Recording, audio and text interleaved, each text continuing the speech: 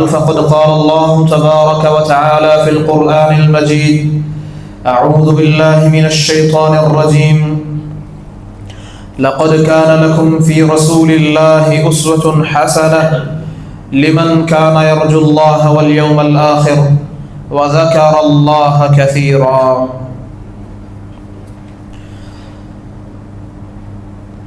ربیع الاول کا مہینہ چل رہا ہے۔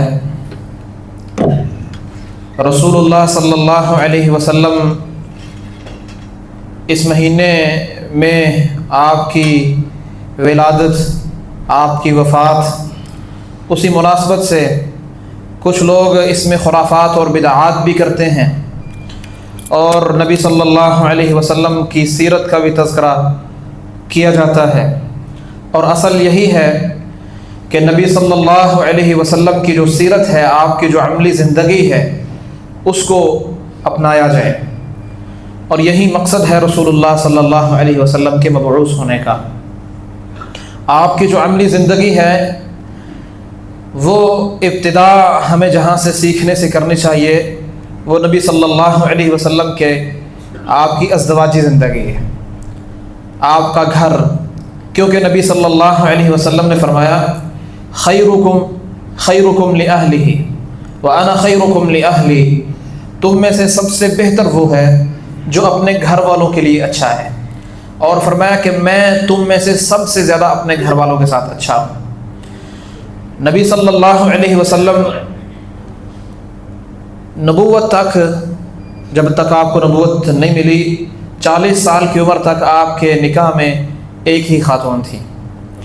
اس کے بعد اللہ تعالیٰ نے آپ کو ایک خاصہ عطا فرمایا جو صرف نبی صلی اللہ علیہ وسلم کے لیے تھا۔ فرمایا خاصۃ لک من دون المؤمنین، مومنوں کے علاوہ، مومنوں کے لیے، مسلمانوں کے لیے یہ خاصہ نہیں ہے، صرف نبی صلی اللہ علیہ وسلم کے لیے یہ چیز خاص تھی کہ آپ نے 4 سے زیادہ نکاح کیے تھے۔ آپ کے نکاح میں 11 عورتیں تھیں، ازواج نبی امہات المؤمنین، اور ان کے زیادہ ہونے کا مقصد یہ تھا کہ مدینہ کے اندر کثرت کے ساتھ احکام نازل ہو رہے تھے، اور گھر کے اندر جتنے بھی احکام ہیں، طہارت کے مسائل ہیں اور جتنے بھی مسائل ہیں، امہات المؤمنین رضی اللہ عنہن نے ان کو بیان فرمایا ہے۔ تو یہی اس کے پیچھے ایک حکمت تھی نبی صلی اللہ علیہ وسلم کی بیویوں کے زیادہ ہونے کی۔ تو جہاں دین کے معاملات کو امہات المؤمنین نے بیان فرمایا، وہاں نبی صلی اللہ علیہ وسلم کا جو گھر والوں کے ساتھ معاملہ تھا، جو رہن سہن تھا، جو آپ کا حسن معاشرت تھا گھر والوں کے ساتھ، اس کو بھی انہوں نے خوب اچھے انداز سے بیان فرمایا۔ نبی صلی اللہ علیہ وسلم کی ایک خوبی یہ تھی کہ آپ اپنے گھر والوں کو دیکھ کر مسکرایا کرتے تھے، اور یہ ترغیب بھی دیا کرتے تھے، اور بلکہ گھر والوں کو بھی اس چیز کی ترغیب دیا کرتے تھے کہ اگر تم مجھ سے یہ پسند کرتی ہو کہ میں تمہیں دیکھ کر مسکراؤں، تو مرد بھی یہ چاہتا ہے کہ اس کی بیوی جب اس کو دیکھے تو وہ اسے دیکھ کر مسکرائے، اس کو خوش کرے۔ نبی صلی اللہ علیہ وسلم نے سب کو، تمام مومنوں کو ترغیب دیتے ہوئے فرمایا تبسمک فی وجہ اخیک لک صدقہ، تیرا اپنے بھائی کو دیکھ کر مسکرا دینا یہ بھی صدقہ ہے، صدقہ ہے۔ آپ کچھ نہیں خرچ کر سکتے تو اپنی اہلیہ کو دیکھ کر چہرے پر مسکراہٹ آ جانا، یا بیوی اپنے شوہر کو دیکھ کر مسکرا دے تو یہ دلی خوشی کا بھی باعث ہے اور اللہ کی رضا کا بھی باعث ہے۔ نبی صلی اللہ علیہ وسلم نے فرمایا، آپ سے پوچھا گیا ای النساء خیر، عورتوں میں سے سب سے بہتر عورت کون سی ہے؟ نبی صلی اللہ علیہ وسلم نے فرمایا التی تسرہ اذا نظر، وہ عورت کے جس کا شوہر اس کو دیکھے تو اس کو خوش کر دے، اور وتطیعہ اذا امر، اور جب وہ اس کو حکم دے تو وہ اس کی اطاعت کرے، ولا تخالفہ فی نفسها ومالها بما یکرہ، اور اپنی جان میں اور اپنے مال میں اپنے شوہر کی یعنی جو ہے وہ مخالفت نہ کرے، جہاں وہ پسند نہیں کرتا وہاں نہ اپنے مال کو خرچ کرے، اور نہ وہاں جائے، اور نہ ایسے شخص کو اپنے پاس اپنے گھر میں آنے دے۔ اور نبی صلی اللہ علیہ وسلم کا جو محبت کا انداز تھا اپنے گھر والوں کے ساتھ، اپنی بیویوں کے ساتھ، امہات المومنین نے سبحان اللہ اس کو بھی بیان کیا۔ اور یہ جو میں نے آپ کے سامنے ابھی احادیث رکھنے لگا ہوں، اصل میں جو جاہلیت کے لوگ تھے ان کا ایک خاص وقت جب عورتوں کے ساتھ آتا، ان کا پیریڈ آتا تو وہ ان کے برتن الگ کر دیتے، ان کے بستر الگ کر دیتے. یہودی اہل کتاب ہونے کے باوجود، نبی کو ماننے کے باوجود، لیکن نبی صلی اللہ علیہ وسلم کا کیا طریقہ تھا، کیا محبت بھرا انداز تھا. حضرت عائشہ رضی اللہ عنہ فرماتی ہیں کنت اشرب وانا حائض، میں حائض کی حالت میں ہوتی تو کسی برتن میں کوئی مشروب، دودھ یا پانی یا کوئی چیز بھی پیتی. ثم اناولہ النبی صلی اللہ علیہ وسلم، پھر وہ میں برتن نبی صلی اللہ علیہ وسلم کو دیتی.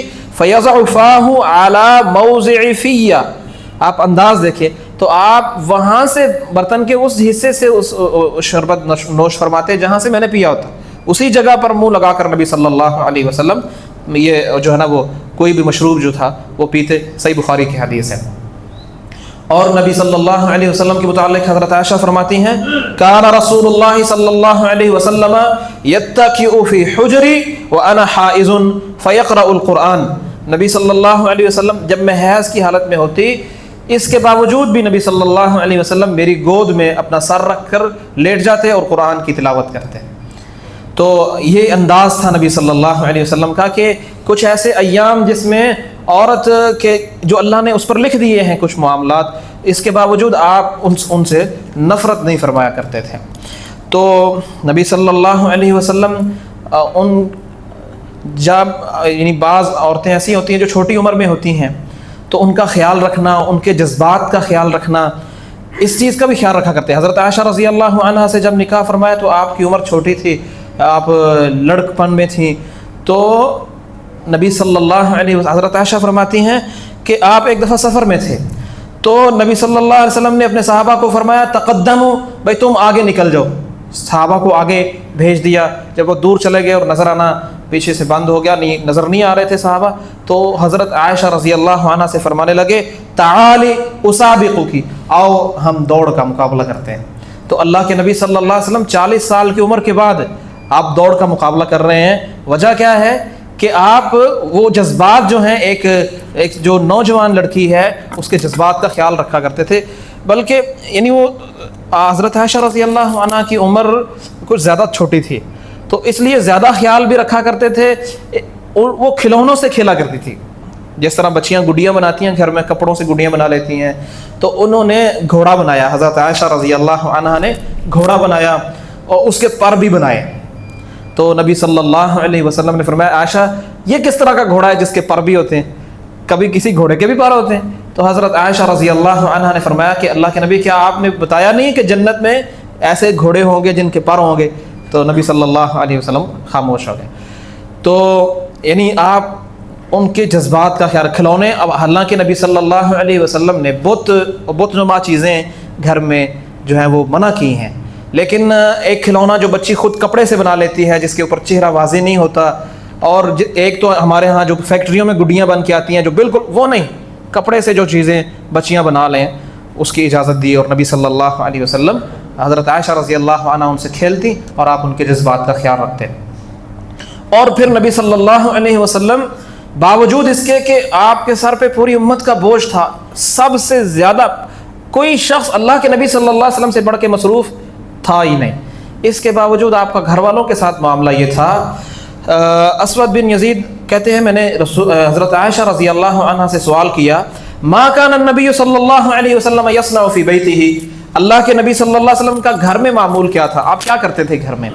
تو حضرت عائشہ کا جواب سنیں، فرمایا یکون فی محنت اہلہ، گھر والوں کی خدمت میں لگے ہوتے تھے، گھر والوں کی خدمت میں لگے ہوتے تھے، آپ ان کا ہاتھ بٹانے پہ لگے ہوتے تھے. اور فرمایا فَإِذَا حَضَرَتِ الصَّلَاةُ خَرَجَ إِلَى الصَّلَاةِ، اور جب نماز کا وقت ہوتا تو نماز کی طرف ایسے نکل جاتے گویا آپ ہمیں جانتے ہی نہیں ہیں، گھر والوں کو جانتے ہی نہیں ہیں، کوئی تعلق ہی نہیں گھر والوں کا. جب اللہ کا حکم آ گیا، جب نماز کا وقت آ گیا تو بس پھر نماز کے لیے نکل گئے. اور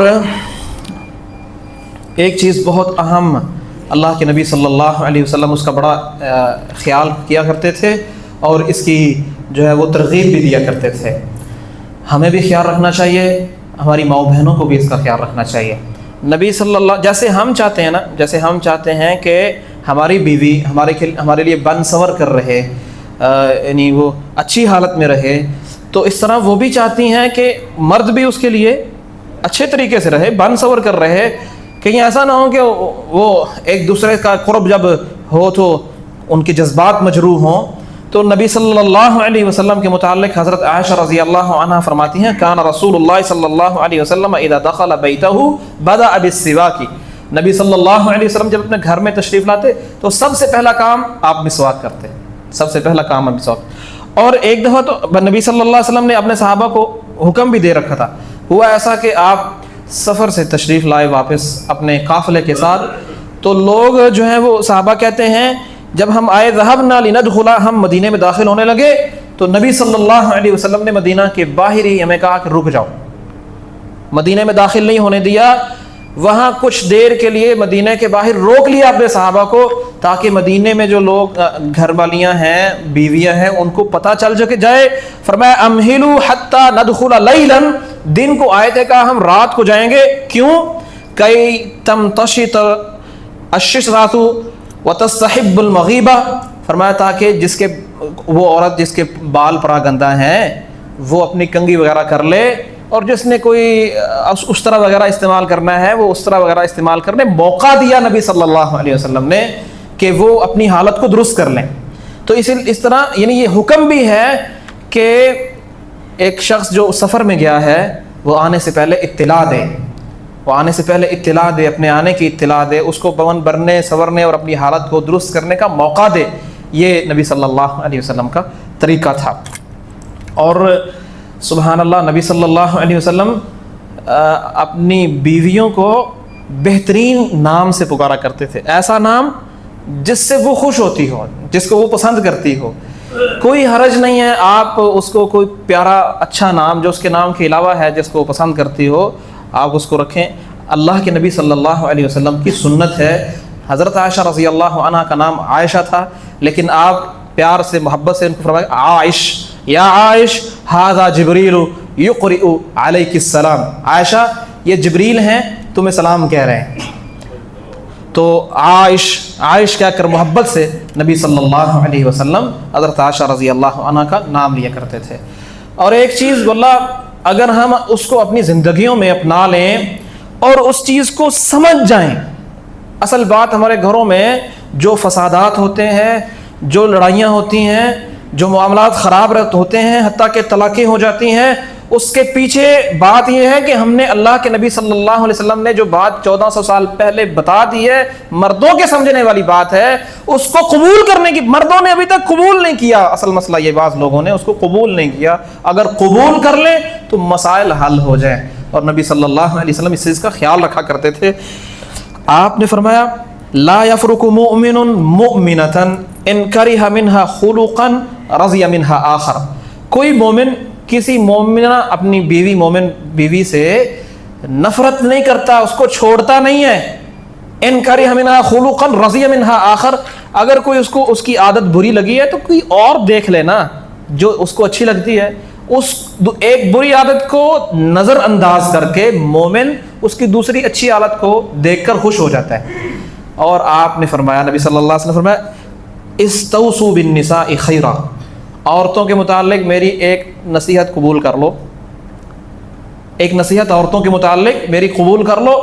کون سی؟ فرمایا فإنہن خلقن من ضلع، وہ پسلی سے پیدا کی گئی ہیں، اور عورتیں پسلی سے پیدا کی گئی ہیں۔ وَإِنَّ أَعْوَجَ، فرمایا وَإِنَّ أَعْوَجَ الشَّيْءِ فِي الضَّلَعِ أَعْلَاهَا، اور پسلی میں سب سے جو عیسیٰ ٹیڑھا ہوتا ہے وہ اوپر والا ہوتا ہے، یہاں سے پیدا کی گئی ہے، سب اس جگہ سے جہاں پیدا بھی پسلی سے کی گئی ہے، اور پسلی کے بھی اس حصے سے پیدا کی گئی جو سب سے ٹیڑھا ہے۔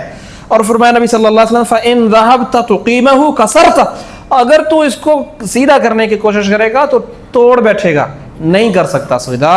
اس کے اندر جو ٹیڑھا پن ہے اس کا قصور نہیں ہے، وہ اللہ نے اس کی فطرت میں رکھ دیا ہے، تم نے اس کو قبول کرنا ہے اور اسی ٹیڑھے پن کے ساتھ فائدہ اٹھانا ہے۔ وَإِن تَرَكْتَهُ، الفاظ سنیں نبی صلی اللہ علیہ وسلم، وَإِن تَرَكْتَهُ لَمْ يَزِلْ أَعْوَجَ، فرمایا اگر اس کے ٹیڑھے پن کو چھوڑ دو گے اس کی حالت پر، یہ ٹیڑھا ہی رہنا ہے، یہ مت سمجھنا کہ میں اس کو کچھ نہیں کہتا، چھوڑ دیتا ہوں، ناراض ہو جاتا ہوں، گھر چھوڑ کے چلا جاتا ہوں، اس کو گھر سے نکال دوں گا، یہ چلی جائے تو واپس نہیں لے کے آؤں گا تو اس کا یہ ٹیڑھا پن سیدھا ہو جائے گا۔ لَمْ يَزِلْ أَعْوَجَ، ٹیڑھا ہی رہنا ہے، نہیں صحیح ہونا۔ یہ اللہ کے نبی صلی اللہ علیہ وسلم نے فرمایا اس کو ایسے ہی اس سے فائدہ اٹھانا ہے تو اٹھا لو، اور اگر اس کو سیدھا کرنے کا کوشش کرو گے تو توڑ بیٹھو گے، اور اس کا توڑنا فرمایا وہ طلاق ہے، بات طلاق تک پہنچ جائے گی۔ تو یہ وہ چیز ہے میرے بھائیوں جس کو ہمیں قبول کرنا ہے، فائدہ اٹھائیں۔ اللہ اکبر۔ نبی صلی اللہ علیہ وسلم نے فرمایا انہن عوان عندکم، او بھائی یہ تمہارے پاس قیدی ہیں، تمہارے پاس، اللہ کے نبی صلی اللہ علیہ وسلم فرما رہے ہیں تمہاری بیویاں تمہارے پاس قیدی ہیں۔ ذرا تصور کرو، کیا ایسا نہیں ہے؟ واللہ گھر سے صبح بے پرواہ ہو کے نکل جاتے ہیں، میرے بچے چھوٹے ہوں بڑے ہوں، ان کے کھانے کا، ان کے سکول کا، ان کی چھوٹی سے چھوٹی فکر، ان کی بڑی سے بڑی فکر، ہر ایک فکر سے مجھے مستثنا کر دیتی، بار بار فون کر کے ایک ایک بچے کی جو ہے نا وہ اس کی حالت بتاتی ہے، گھر کے سارے کام جو کچھ آپ زیادہ بہتر جانتے ہیں، سارا کچھ ذمہ داری، پھر نہ وہ آپ کو گھر سے نکال سکتی ہے، نہ وہ آپ کو طلاق دے سکتی ہے، نہ وہ طلاق کی دھمکیاں دے سکتی ہے، نہ وہ ہاتھ اٹھا سکتی ہے، نہ وہ جو ہے، یعنی آپ مرد کے مقابلے میں تو بہت کمزور ہے نا، اگرچہ کچھ لوگ چاہے مار کھا بھی لیتے ہو تو بہرحال پھر بھی کمزور تو ہے ہی ہے۔ تو نبی صلی اللہ علیہ وسلم انہن عوان عندکم، یہ تمہارے ہاں قیدی ہیں۔ اور نبی صلی اللہ علیہ وسلم نا جب بیوی ناراض ہو جاتی، ہمارا جو کردار ہے، ہمارا جو طریقہ کار ہے اس کو بھی دیکھ لیں، اور نبی صلی اللہ علیہ وسلم کا طریقہ بھی دیکھیں۔ ہمارا طریقہ یہ ہے، بیوی ناراض ہوئی، ناراض ہونے کے پیچھے مقصد کیا ہے؟ رو رہی ہے، رونے کے پیچھے مقصد کیا ہے؟ مقصد یہ ہوتا ہے کہ یہ میرے قریب ہو، مجھے منائے، مجھے چپ کرائے۔ تو حضرت صاحب الٹا ناراض ہو جاتے ہیں، ناراضگی کو درست کرنے کا طریقہ کیا ہے؟ الٹا ناراض ہو جاتے ہیں۔ اب حدیث سنیں، انس رضی اللہ عنہ فرماتے ہیں کانت صفیہ مع رسول اللہ صلی اللہ علیہ وسلم فی سفر، حضرت صفیہ رضی اللہ عنہا نبی صلی اللہ علیہ وسلم کے ساتھ سفر میں تھیں، تو ایسا ہوا کہ فابطأت فی المسیر، جس سواری پر، جس اونٹ پر بیٹھی تھیں وہ ذرا سست تھا تو وہ پیچھے رہ گئیں، پیچھے رہتی کافی پیچھے رہ گئیں۔ تو نبی صلی اللہ علیہ وسلم جب پاس آئے نا تو رو رہی تھی، آپ نے فرمایا کیوں رو رہی ہو؟ فرمانے لگی حملتنی علی بعیر بطیء، آپ نے مجھے سست اونٹ پر سوار کر دیا، آپ نے مجھے سست اونٹ پر سوار کیا ہے، آپ کی وجہ سے میں پیچھے رو رہی ہوں، آپ روئی جا رہی ہے۔ اور نبی صلی اللہ علیہ وسلم، صحابی حضرت خود فرماتی ہیں کہ نبی صلی اللہ علیہ وسلم اپنے دونوں ہاتھوں کے ساتھ ان کے چہرے سے آنسوں کو صاف کر رہے ہیں اور خاموش کروا رہے ہیں، چپ کروا رہے ہیں کہ کوئی بات نہیں ہے، چلو کوئی مسئلہ نہیں ہے۔ لیکن حدیث کے الفاظ ہیں فلم یزل، وہ مسلسل روتی رہیں اور چپ کرنے سے انہوں نے انکار کر دیا۔ اچھا، جب پوری کوشش کر لی اور جو اپنا عذر ہے بھی وہ پیش کر لیا، اس کے باوجود جب وہ اپنی بات پر اڑی رہی تو پھر نبی صلی اللہ علیہ وسلم ناراض ہو گئے۔ بات سمجھ آئیے؟ ایک ہے کہ آپ ناراضگی کے مقابلے میں ناراض ہو جائیں کہ اب یہ سیدھی ہو جائے گی، بیچاری نے سیدھی ہونا ہے آ کے، اس نے پھر صلح ہی کرنی ہے، لیکن جذبات کا خیال اللہ کے نبی صلی اللہ علیہ وسلم رکھ رہے ہیں، خاموش کروا رہے ہیں، اور جو مسئلہ پیش آیا ہے اس کی معذرت پیش کر رہے ہیں۔ تو اس کے باوجود جب وہ ناراض ہوئیں اور خاموش نہیں ہوئی تو پھر نبی صلی اللہ علیہ وسلم ناراض ہو گئے۔ اچھا، پھر ان کا بھی طریقہ کمال کا تھا، جب نبی صلی اللہ علیہ وسلم ناراض ہوئے تو ان کو احساس ہوا اور شرمندگی ہوئی۔ تو یہ بات نا نبی صلی اللہ علیہ وسلم کی تمام بیویوں کو خوب اچھی طرح پتہ تھا کہ نبی صلی اللہ علیہ وسلم کو سب سے زیادہ محبت حضرت عائشہ سے ہے۔ تو وہ نا حضرت صفیہ رضی اللہ عنہا حضرت عائشہ کے پاس آئیں اور فرمانے لگیں کہ یومی ھذا لکی، میرا آج کی دن کی جو باری ہے نا میں تمہیں دیتی ہوں، ایک شرط ہے کہ اگر تو ان انتی ارضیتی ہی عنی، اگر تو نبی صلی اللہ علیہ وسلم کو مجھ سے راضی کر دینا تو میں اپنی باری تجھے دیتی ہوں۔ تو حضرت عائشہ رضی اللہ عنہا اٹھیں، نبی صلی اللہ علیہ وسلم کے پاس جا کے بیٹھ گئیں۔ تو نبی صلی اللہ علیہ وسلم نے پوچھا تو کدھر، تیری تو باری نہیں ہے؟ تو کہا ذالک فضل اللہ یؤتیہ من یشاء، یہ اللہ کا فضل ہے جسے چاہے دے دے، باری کسی کی تھی میل مجھے گئی۔ تو حضرت عائشہ کی اس بات سے نبی صلی اللہ علیہ وسلم بات سمجھ گئے اور پھر حضرت صفیہ سے راضی ہو گئے۔ تو نبی صلی اللہ علیہ وسلم جذبات کا خیال رکھا کرتے تھے۔ اور پھر ہمارے ہاں ایک بعض لوگوں میں ایک چیز ہے، معیوب ہے، بری چیز ہے، اچھی نہیں ہے۔ نبی صلی اللہ علیہ وسلم کے متعلق ابو ہریرہ رضی اللہ عنہ فرماتے ہیں ما عاب النبی صلی اللہ علیہ وسلم فی طعام قط، نبی صلی اللہ علیہ وسلم نے کبھی بھی کھانے میں، کسی قسم کے کھانے میں عیب نہیں نکالا. ان اشتہاہ اکلا والا ترکا، اگر آپ کو اچھا لگتا تو آپ کھا لیتے، اور اگر آپ کو اچھا نہیں لگتا تو آپ چھوڑ دیتے. عیب نہیں نکالا کرتے تھے نبی صلی اللہ علیہ وسلم. اور ساری زندگی بنایا ہے نا، ساری زندگی خدمت کی ہے، تو دو الفاظ اگر شکریہ کے ادا ہو جائیں تو یہ بھی سنت ہے. بلکہ نبی صلی اللہ علیہ وسلم کیا ہے، میں آپ کو حدیث سناتا ہوں. آپ نے فرمایا من لم یشکر الناس لم یشکر اللہ، جو لوگوں کا شکریہ ادا نہیں نہ کر سکتا وہ اللہ کا بھی شکر ادا نہیں کر سکتا.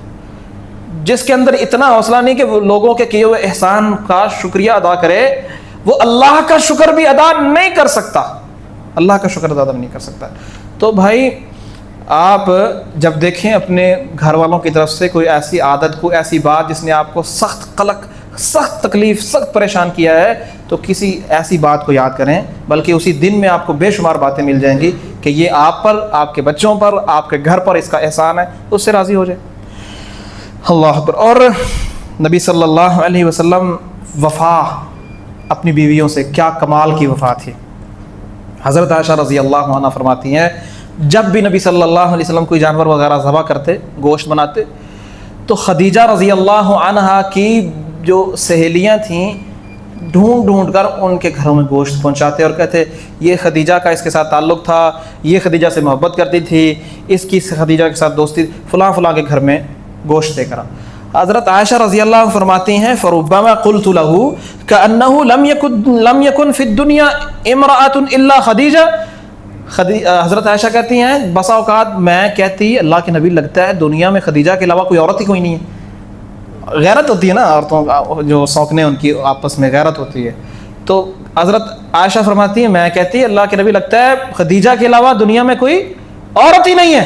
تو نبی صلی اللہ علیہ وسلم آگے سے فرماتے انہا کانت وکانت، وہ اس طرح کی تھی، وہ اس طرح کی تھی، اور وکانا لی منہا ولد، اللہ نے مجھے اس سے اولاد بھی دی تھی. تو آپ پھر ان کی تعریفیں کرنے لگ جاتے. تو ان کی وفات ہو جانے کے باوجود بھی نبی صلی اللہ علیہ وسلم نے ان سے جو وفا ہے اس کو نہیں چھوڑا.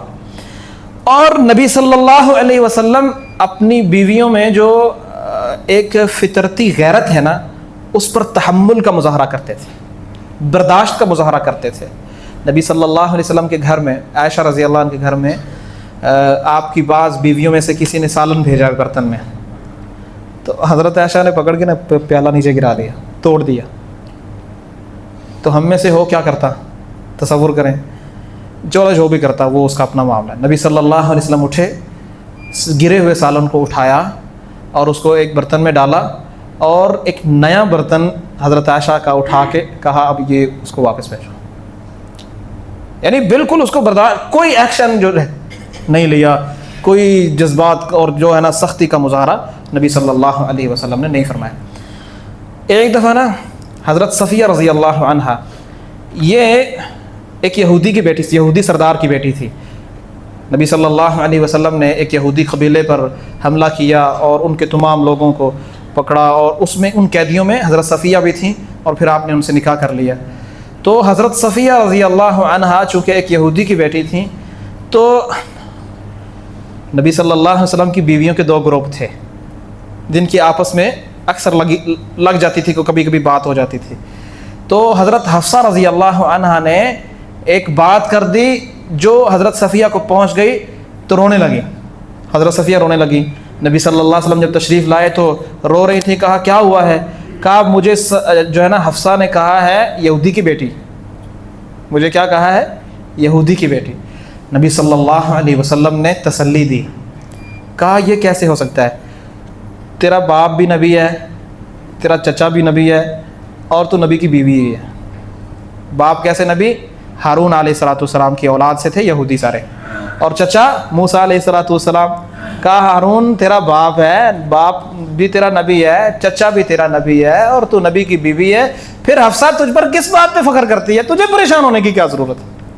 لیکن چونکہ یہ بات اچھی نہیں تھی، اس لیے حفصہ رضی اللہ عنہ کو الگ سے کہا کہ اللہ سے ڈرو اس طرح کی بات کرنے میں، اللہ سے ڈرو. لیکن آپ نے تحمل کو چھوڑا نہیں ہے، برداشت کو چھوڑا نہیں ہے. آپ پہ سے باہر نہیں ہوئے، کوئی بد اخلاقی سے نبی صلی اللہ علیہ وسلم پیش نہیں آئے۔ اور پھر نبی صلی اللہ علیہ وسلم اپنے جو سسرال ہیں ان کا احترام کرتے تھے، بہت زیادہ احترام کرتے تھے۔ اللہ اکبر۔ اور نبی صلی اللہ علیہ وسلم، ایک حدیث میں نے آپ کے سامنے ابھی رکھی کہ آپ خدیجہ رضی اللہ عنہا کی سہیلیاں بھی اور ان کے جو رشتہ دار تھے ان کے گھروں میں نبی صلی اللہ علیہ وسلم گوشت جب بھی کوئی بھی چیز بناتے تو آپ وہ بھیجا کرتے۔ اچھا ایک دفعہ نا ایسا ہوا، جویریہ رضی اللہ عنہ، جویریہ بنت الحارث، یہ بنو مستلق قبیلے سے تھی، اور بنو مستلق قبیلہ بھی نبی صلی اللہ علیہ وسلم نے یہ جب آپ نے اس قبیلے پر حملہ کیا تو ان کے تمام لوگوں کو قیدی بنا لیا، اور یہ قیدی تقسیم ہو چکے تھے، نبی صلی اللہ علیہ وسلم کے حصے میں آئی تھی حضرت جویریہ رضی اللہ عنہا۔ تو جب صحابہ کو پتہ چلا کہ آپ نے بطور لونڈی نہیں رکھا، آپ نے جویریہ رضی اللہ عنہ سے نکاح کر لیا، فوراً تمام صحابہ نے اپنے تمام قیدیوں کو آزاد کر دیا، کہا یہ اللہ کے نبی کے سسرال بن گئے۔ یعنی صرف اللہ کے نبی صلی اللہ علیہ وسلم اپنے سسرال کا عزت اور احترام نہیں کرتے تھے، آپ کے صحابہ بھی کرتے تھے۔ ہمارے ہاں سب سے نکما رشتہ اور جہاں بندے کی کہیں نہیں چلتی وہ پھر سسرال میں چلاتا ہے، وہ مصیبت پڑ جاتی ہے ان کو کہ ہمارا جو ہے نا وہ داماد آیا۔ نہیں، نبی صلی اللہ علیہ وسلم اپنے سسرال کا اکرام اور ان کی عزت اور ان کا احترام کرتے تھے۔ میرے پاس ٹائم نہیں ہے، ٹائم کیا ہوا؟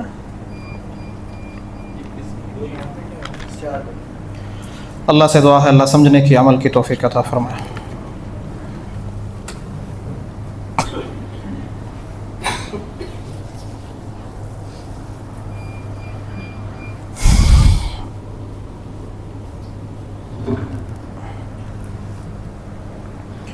ان الحمد لله نحمده ونستعينه ونستغفره ونعوذ بالله من شرور انفسنا ومن سيئات اعمالنا، من يهده الله فلا مضل له ومن يضلل فلا هادي له، اشهد ان لا اله الا الله وحده لا شريك له واشهد ان محمدا عبده ورسوله صلی اللہ علیہ وسلم۔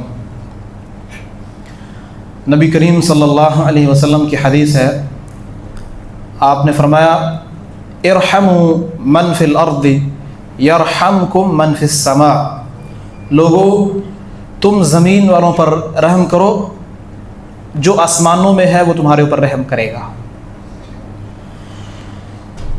نبی صلی اللہ علیہ وسلم آپ کے پاس ایک دفعہ کچھ لوگ آئے اور ان کی کیفیت یہ تھی کہ ان کے کپڑے بہت پرانے اور پاؤں میں ان کے جوتے نہیں تھے اور بڑی غربت والی حالت تھی۔ تو نبی صلی اللہ علیہ وسلم نے جب ان کی حالت کو دیکھا تو آپ کا چہرہ تبدیل ہو گیا، انتہائی پریشان ہو گئے، اور صحابہ کو ترغیب دی کہ ان کی جو ہے نا وہ اعانت کرے اور مدد کرے۔ صحابہ نے اتنا خرچ کیا کہ ڈھیر لگا دیے۔ یہ تھا صحابہ کرام کا، نبی صلی اللہ علیہ وسلم کا اپنے بھائیوں کے متعلق جذبہ جو پریشانی کی حالت میں ہوں۔ بلکہ اللہ تعالیٰ نے قرآن مجید میں صحابہ کرام کا ایک وصف بیان فرمایا وَيُؤْثِرُونَ عَلَىٰ أَنفُسِهِمْ وَلَوْ كَانَ بِهِمْ خَصَاصَةٌ، وہ خود چاہے بھوکے کیوں نہ ہوں اپنے اوپر دوسروں کو ترجیح دیتے ہیں۔ یہ تب آیت نازل ہوئی جب نبی صلی اللہ علیہ وسلم کے پاس ایک مہمان آیا تو آپ نے پہلے صحابہ کو کہا کہ کوئی اس کو اپنے ساتھ لے کے جائے گا، تو چونکہ اس وقت ابھی صحابہ کی کیفیت بھی بہت کمزور تھی، پھر نبی صلی اللہ علیہ وسلم خود ان کو اپنے ساتھ لے گئے۔ گھر جا کے پوچھا کوئی چیز ہے نہ، بلکہ نبی صلی اللہ علیہ وسلم کے صحابہ میں سے ایک شخص اس کو ساتھ لے گیا، تو گھر جا کے اس نے پوچھا کہ کیا تمہارے پاس کوئی چیز ہے؟ انہوں نے کہا ہمارے پاس صرف بچوں کا کھانا ہے۔ تو کہا بچوں کو سلا دو۔ بچوں کو سلا دیا گیا اور وہ کھانا مہمان کو کھلا دیا۔ اللہ نے قرآن اتار کر فرمایا وَيُؤْثِرُونَ عَلَىٰ أَنفُسِهِمْ وَلَوْ كَانَ بِهِمْ خَصَاصَةٌ، یہ اپنے آپ پر دوسروں کو ترجیح دیتے ہیں، خود چاہے بھوک کیوں نہ ہو۔ تو میرے بھائیوں، اس وقت جو ہمارے ملک کی صورتحال ہے، اس سے پہلے میرے خیال میں یہ کیفیت نہیں بنی کہ 5 دریاؤں میں اس طرح پانی آیا ہو اور اتنی دور تک اس قدر زیادہ تباہی مچی ہو اور اتنے لمبے پیریڈ میں تباہی ہوئی ہو۔ بس پہلے آتا تھا ایک ریلا آیا اور وہ گزر گیا، تباہی مچائی اور پیچھے سے حالات درست ہو گئے۔ اس وقت وہ مسلسل جو ہے نا وہ آگے تباہی چلتی جا رہی ہے۔ اور پیچھے سے زمینیں برباد ہو گئی، کاروبار برباد ہو گئے، چھتوں کے اوپر سے پانی گزرا. اور کتنے علاقے ایسے بھی ہیں جو واللہ آپ اپنے گھروں کو چھوڑ کے کچھ دنوں کے ایک دن کے لیے جائیں، ذرا آپ کو سمجھ آئے، کہیں کسی رشتہ دار کے گھر میں جائیں، آپ کو پتہ چل جائے گا کہ اپنے گھر کو چھوڑنا کیا بڑی آزمائش ہے، کتنی بڑی آزمائش ہے. تو کتنی حکومت نے پہلے الرٹ کر دیا، گھروں سے بے گھر کر دیا، نکال دیا. سب سے بڑی تکلیف یہ بھی ہے کہ آپ اپنے گھر سے نکل کر کسی رشتہ دار کے گھر میں جا کے رہ رہے ہوں. انتہائی مشکل ہے کسی کے گھر میں کسی کے سر پہ بوجھ بن کے بیٹھنا. پھر اس کے بعد آپ کا گھر کسی کے گر رہے ہیں، کسی کو ڈر ہے کہ ابھی گر جائے گا، گھروں کی چھتوں کے اوپر سے پانی گزر رہا ہے، تو آپ اندازہ لگائیں کہ کیا پیچھے سے گھروں کی حالت ہوگی. گھروں کے اندر کتنا ایسا سامان ہوتا ہے جو اٹھایا نہیں جا سکتا. کتنے ایسے لوگ نہیں اٹھا سکتے، کہاں سے اٹھا کے سارا سامان لے کے جائیں. الیکٹرک کتنا سامان ہوتا ہے لاکھوں کا، وہ پانی لگتے ہی تباہ ہو جاتا ہے. تو اربوں خربوں کا نقصان، لوگوں کا کروڑوں کا، ایک ایک گھر کا کروڑوں کا. صبح کروڑ پتی تھے، شام کو سارا کچھ برباد ہو گیا. کتنے کتنے گودام تھے، ان کے اندر ان کا سامان پڑا تھا، وہ اناج پڑا تھا، کچھ ایسا سامان، مثال سیمنٹ پڑا ہے، پانی گزرا، کیا بچے گا سیمنٹ کا؟ تو وہ لاکھوں پتی شام کو وہ جو ہے نا لائن میں لگا ہوا ہے. تو میرے بھائیوں، اس وقت ہماری ذمہ داری ہے کہ ہم ان کے ساتھ کھڑے ہوں. اللہ کی توفیق سے آپ دیکھتے آ رہے ہیں، کوئی چیز چھپی ہوئی نہیں ہے. سوشل میڈیا پر آپ کی جماعت خدمت خلق، مرکزی مسلم لیگ، اللہ کی توفیق سے دن رات ایک کیے ہوئے. ہمارے بہت سارے کام تھے، ہمارا دعوت کا شعبہ تھا، ہمارے جہاد کا ہمارا شعبہ ہے، ہمارا بہت سارے شعبے. لیکن اللہ کی توفیق سے اس وقت سارے کے سارے شعبے، تعلیم کا شعبہ کیوں نہ ہو، اور دعوت کا شعبہ کیوں نہ ہو، وہ جہاد کا شعبہ کیوں نہ ہو، وہ سارے مجاہدین بھی اللہ کی توفیق سے وہ کشتیوں میں آپ کے بھائیوں کی مدد میں لگے ہوئے ہیں. وہ علماء اور وہ طلباء جن کا صبح و شام قال اللہ قال الرسول پڑھنا ذمہ داری ہے، وہ بھی اللہ کی توفیق سے اسی کام میں لگے ہوئے ہیں. اور مسئولین جن کا رابطہ کرنا، لوگوں کو جماعت کے ساتھ ملانا، سیاست کا کام کرنا، وہ بھی اللہ کی توفیق سے اپنے سارے کام چھوڑ کے وہ خدمت میں لگے ہوئے ہیں. اور یہی اصل کام ہے. سب سے پہلے تو میں آپ کو یہ دعوت دیتا ہوں کہ فزیکلی اپنے آپ کو لے کر ان بھائیوں کی خدمت کے لیے نکلیں. اللہ کی توفیق سے مجھے خوشی ہوئی، ہمارے امیر محترم امتیاز صاحب نے مجھے بتایا کہ ہماری جو یہاں سیالکوٹ کی جو جماعت ہے، انہوں نے الحمدللہ اپنی بوٹ کشتی اس کا انتظام کر لیا ہے. تو وہ بھائیوں کی مدد میں 2-4 دن پہلے کی بات ہے، ایک علاقے میں کشتی الٹ گئی. وہاں اس میں بچے تھے، اس میں عورتیں تھیں اور مرد تھے. جتنا مرضی قوی اور مضبوط مرد ہونا، اگر تیراکی نہ آتی ہے وہ پانی کا مقابلہ نہیں کر سکتے. تو اللہ کی توفیق سے آپ کے بھائی جماعت کے لوگ مجاہدین وہ وہاں موجود تھے. فوراً اللہ کی توفیق سے انہوں نے ان کو ریسکیو کیا اور ان کی جانوں کو بچایا. سب سے پہلے اللہ کا فضل ہے، لیکن اس کے بعد بھائیوں کا احسان ہے. اللہ تعالیٰ ان کو جزائے خیر دے. اور جو بھائی ان کی تعاون کر رہے ہیں، یہ جو کشتی چلتی ہے جو ایک جگہ سے بھائیوں کو لے کر دوسری جگہ جاتی ہے، کھانا لے کر دوسری جگہ پہنچتے ہیں، صبح سے شام تک ایک کشتی تقریباً 25 سے 30 ہزار روپے کا اس کا پٹرول جل جاتا ہے ایک کشتی کا.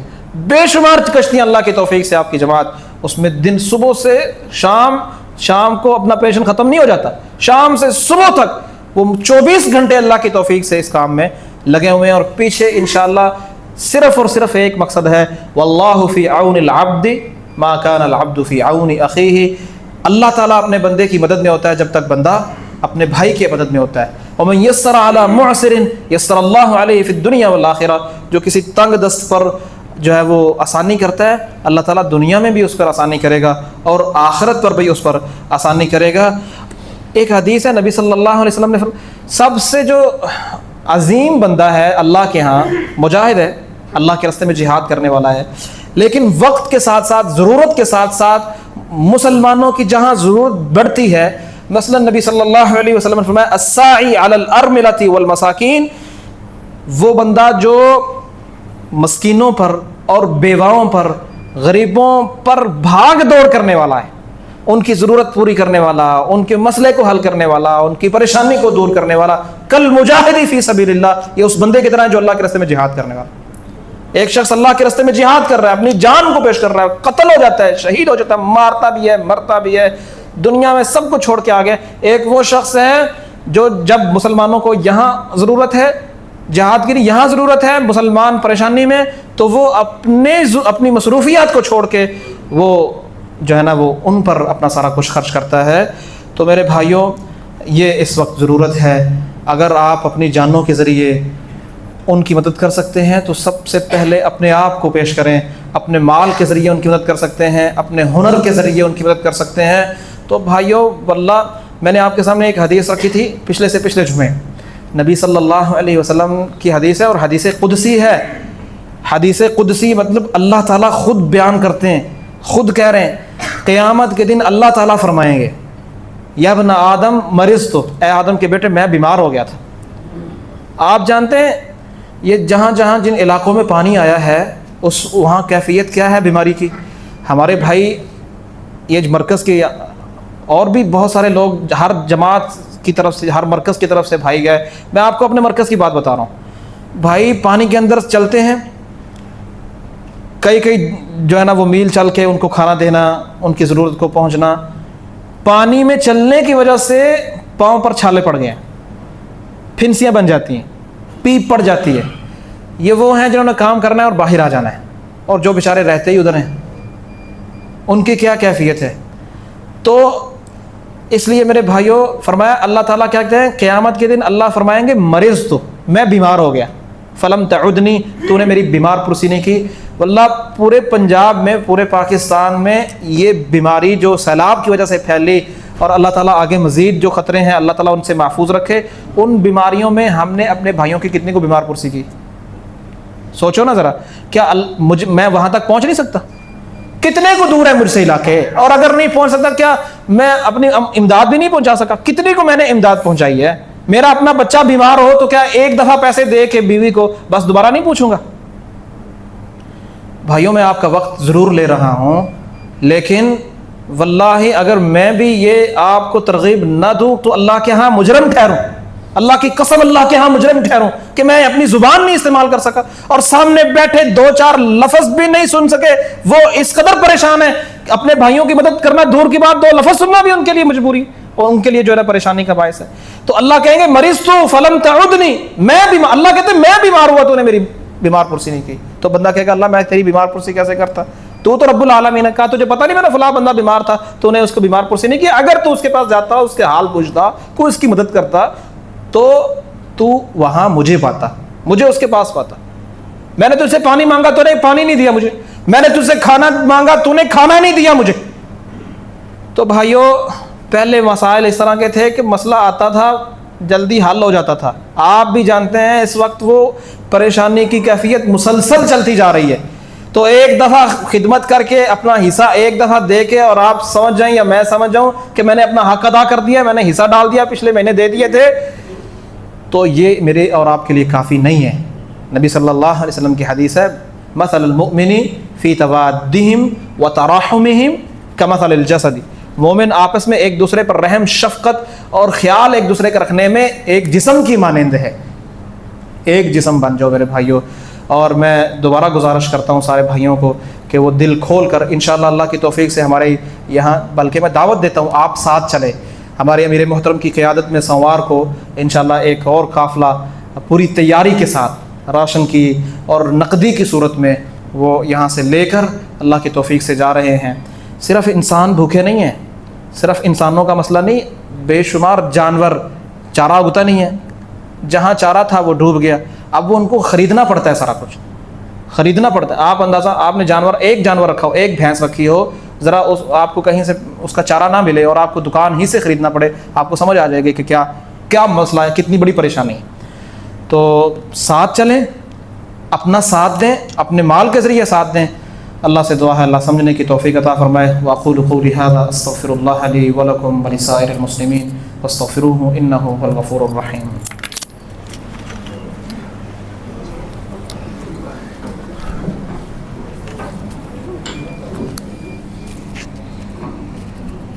اللہ اکبر اللہ